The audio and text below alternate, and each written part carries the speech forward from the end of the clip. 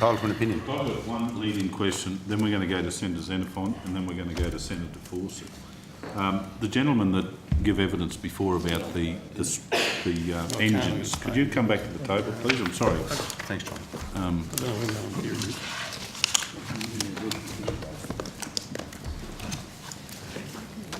Were you involved or consulted in the reduction in the regulations when the decision was made last year?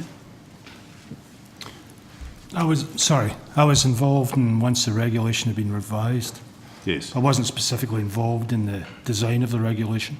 So have you, you'd be familiar with the study by Monash University with called the potential damage assessment of a mid-air collision with a small UAV? Yeah, there was I know that Monash did an assessment. Yeah, so you're familiar with it, you've read it? I haven't read the whole article. I know that they did some review on the impact on windscreens of aircraft, etc. Well, they've done more than that, Yeah.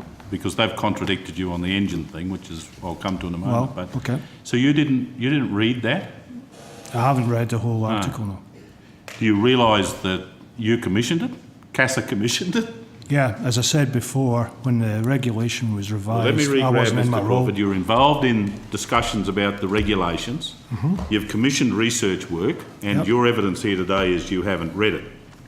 Yeah, and what I did was quantify the fact that there was a suggestion that if a drone hits an engine, there'll be a catastrophic failure. That was what was suggested. All right, so let me read, And I was- let me help you. You haven't Okay. read it, so let me read their findings, right?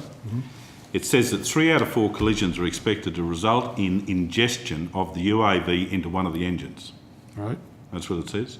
The loss of engine failure should be assumed. That's their findings.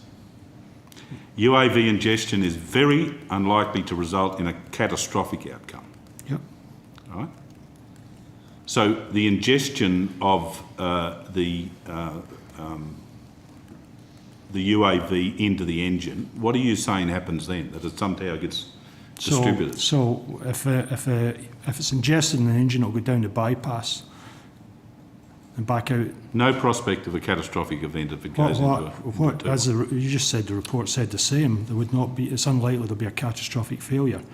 Now, modern gas turbines and modern aircraft are designed. Obviously, twin-engine, 4-engine aircraft are able to land with one engine shut down. So that's not what they said, though. The loss of engine should be assumed. That's what they say. Yeah, but that's not a catastrophic failure. So the loss of an engine... So what I'm trying to suggest to you, Senator Sullivan, is that modern gas turbines have a redundancy feature, right?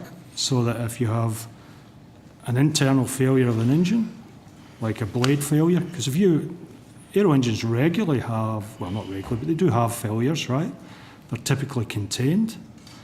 It's not a catastrophic failure because they shut down the engine and they're able to land the aircraft. And what I'm suggesting to you is that if you take a sub 2 kilogram drone, if it goes into a large gas turbine engine, it's likely to go down the bypass. The engine most likely will have to be shut down, I agree, because it'll be treated similar to a bird strike, but it's not a catastrophic failure. Senator Xenophon.